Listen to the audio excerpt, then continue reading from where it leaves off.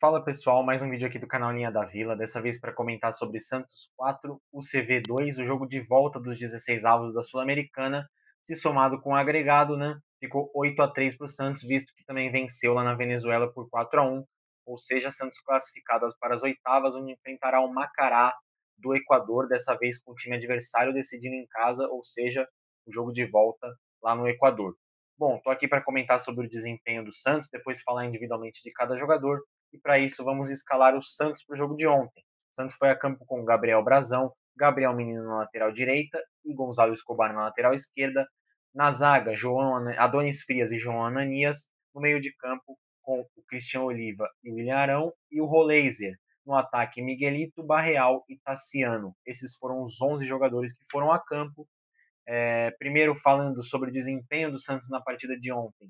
Começou tomando um balde de água fria com a falha do Adonis, né? Como já diz o nome, Adonis Frias, né? Já colocou o Santos numa fria. E aí, claro, eu pelo menos não acreditei que fosse tomar a virada, que fosse passar um vexame histórico e tomar 3 gols de diferença e ir para os pênaltis ou até ser eliminado pela UCV. Eu acho que isso em nenhum momento passou pela cabeça do torcedor, mas com esse gol ao começo já mostrou que seria mais um jogo de desespero, mais um jogo que todo mundo fala, pô, o Santos já classificado praticamente, né, fez um resultado muito bom na ida, o outro time não tem a mesma qualidade do que o Santos, acho que hoje é um jogo tranquilo, é um jogo para ir, pelo menos apreciar essa arte de jogar futebol que traz o Santos, mas não, isso nunca acontece, e já logo aos 13 segundos praticamente, um gol do CV e todo mundo já puto, já bravo, já falando, caraca, é isso mesmo, o Santos é isso aí, mais um jogo vergonhoso que o torcedor não dá para ter paz, mas por sorte outro time, como eu falei, a qualidade é muito, há uma disparidade muito grande na qualidade e o Santos venceu por 4-2, mas esse gol no começo não só deixou o torcedor irritado com a com a péssima qualidade do time pelo menos mostrar um bom futebol para o torcedor, além de uma falha do Adonis que mostra a grande precariedade da zaga do Santos, né? E fica o Lucas Veríssimo e sempre com um parceiro aí que não consegue se firmar. E quando o Lucas Veríssimo sai, aí acontece pior ainda, como foi essa falha do Adonis bizarra aí, e o João Ananias, que é da base, ele é o que mais vem sendo, assim, vem tendo uma constância, é o que talvez menos tenha falhado aí. E além de ser um zagueiro promissor, a gente espera que possa fazer essa dupla com o Veríssimo para que o Santos não fique todo jogo tendo falha de zagueiro, falha do Luan Pérez, falha do Adonis. Então a gente espera que o João Ananias possa se firmar como duplo do Veríssimo. Tanto é que o Santos indo para o intervalo por 1-1, com o gol do Miguelito de empate, o Cuca mexeu, né? O Cuca colocou o Lucas Veríssimo, tirou o Adonis, tirou o Ilharão para a entrada do Bom Tempo e também tirou o próprio Miguelito, que tinha feito gol, para a entrada do Neymar. Ou seja, o Santos utilizou o seu time todo titular, né? Com esses três que vinham ganhando uma chance para que pudesse vencer da UCV e não passasse mais uma vergonha, né? Então, mostra que como eu já vinha falando em outros vídeos, o banco de reserva não dá para confiar, é uma sequência que é escassez de jogadores, assim, escassez de opções, tanto é que, principalmente no setor defensivo, são sempre os mesmos nomes, e quando coloca um nome novo, acontece o que aconteceu tendo essa falha bizarra aí do Adonis Frias. Não estou também crucificando assim o Adonis, mas pô, com 13 segundos, cara, deixa o torcedor pelo menos respirar ali. Tudo bem, a gente já sabe que não vai ser 5, que não vai ser 6, já sabe que não tem mais isso, mas, pô, precisa falhar dessa maneira, precisa já. Toma aí, você que achou que ia ser um show de futebol hoje, toma aí teu show. Foi o que aconteceu ontem, né? Agora, o time, depois de ter tomado esse gol, parecia perdido, perdido.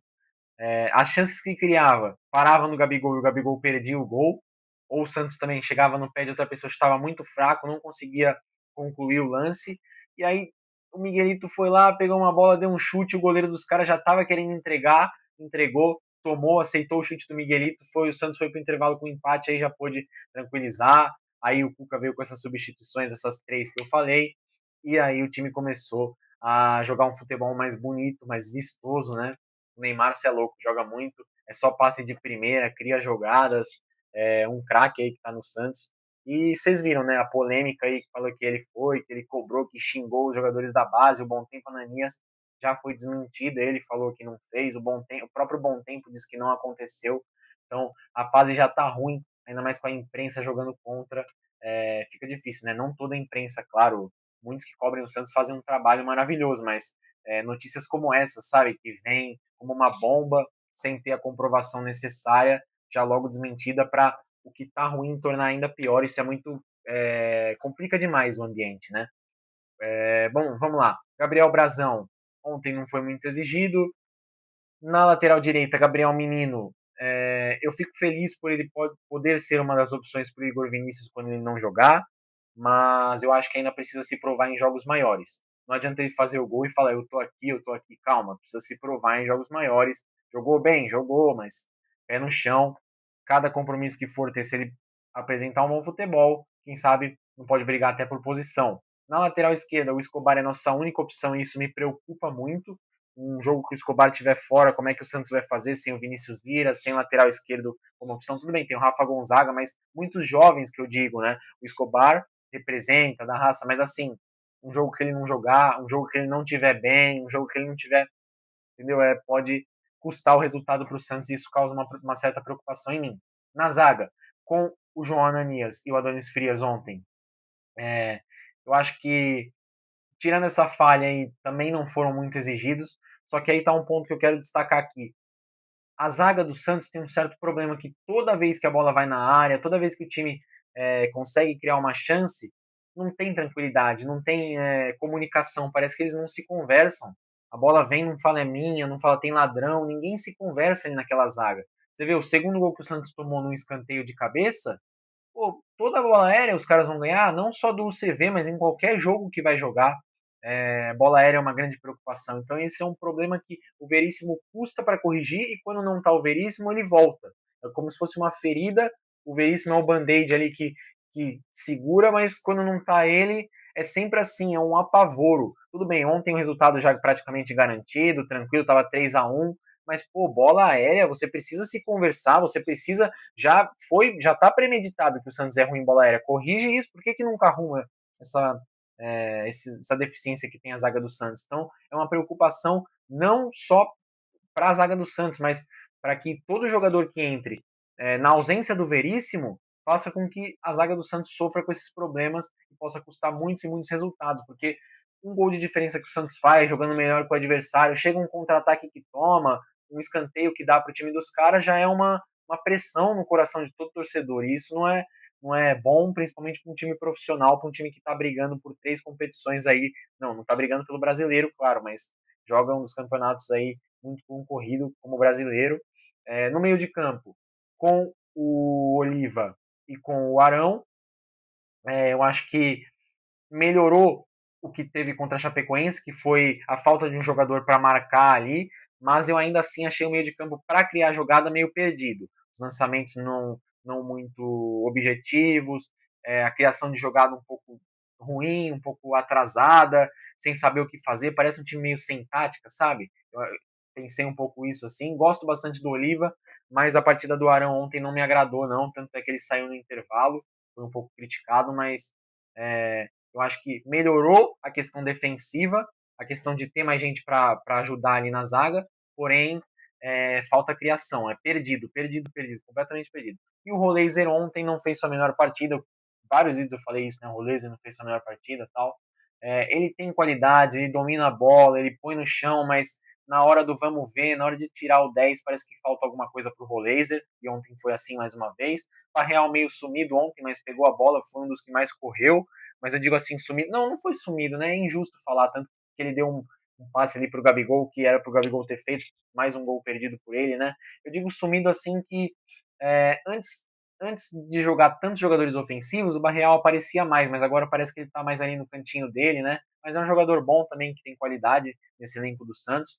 E a partida do Miguelito, além do gol, nada a destacar também. O Gabigol, falei dos gols perdidos, mas estava lá para fazer o seu golzinho, falta um para o seu 100º gol. É um jogador que sabe marcar. Aquele gol anulado do Santos, aquela baita jogada que fez parecendo o Barcelona, terminou em gol do Gabigol, mas foi anulado por impedimento. É um jogador bom, mas é um jogador que todo mundo conhece, né? Vai perder 3, vai fazer um, tal. Se isso não complicar, a gente vai levando, né? E o Neymar não tem o que falar, cara. O Neymar põe a bola no chão, respira, dá passe de primeira, cria a jogada, precisa passar pelo Neymar. O Veríssimo, depois que entrou, nossa, era nítido ver que antes os jogadores marcando totalmente atrás do atacante, o Veríssimo, mesmo saindo em desvantagem, ganhava a bola, atacava a bola da maneira correta, dava o bote. Então, passa tranquilidade sim, o Lucas Veríssimo, isso é nítido. O Igor Vinícius entrou, fez uma jogada de Cafu lá, e ele passou o Gabriel Menino para o meio, né, colocando o Igor Vinícius. Quem mais que entrou? O Rony fez o seu gol, claro, né, ele colocou o Igor Vinícius no lugar do Barreal, perdão, do Roleiser, e colocou o Rony no lugar do Barreal.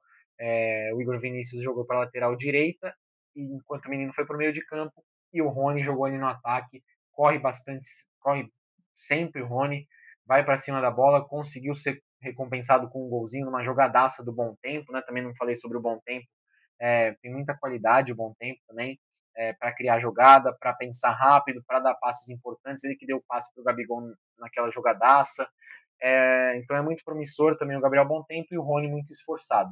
Acho que individualmente falando foi isso. O Santos depois do segundo tempo conseguiu se encontrar um pouco mais, mas ainda vale destacar essa falha de bola aérea, essa falha de se conversar entre a zaga e essa falha que tem o meio de campo sem o Gabriel Bom Tempo, que é a falta de criação, a falta de tática, falta de criatividade, enfim. Essa é a minha opinião sobre o jogo, mas conseguiu classificar de certa forma tranquila, 8-3 no agregado, sem aquele sofrimento que leva o nome Santos Futebol Clube, e espero que contra o Macará também se classifique. E agora a decisão no sábado também contra o Remo, e depois na terça-feira a gente espera uma classificação para que o Santos possa respirar e possa ser um pouquinho feliz o torcedor. Deixa aí nos comentários o que você concorda e discorda. Muito obrigado por ter assistido até aqui. Deixa o seu like também se você gostou do vídeo. Um abraço e até a próxima.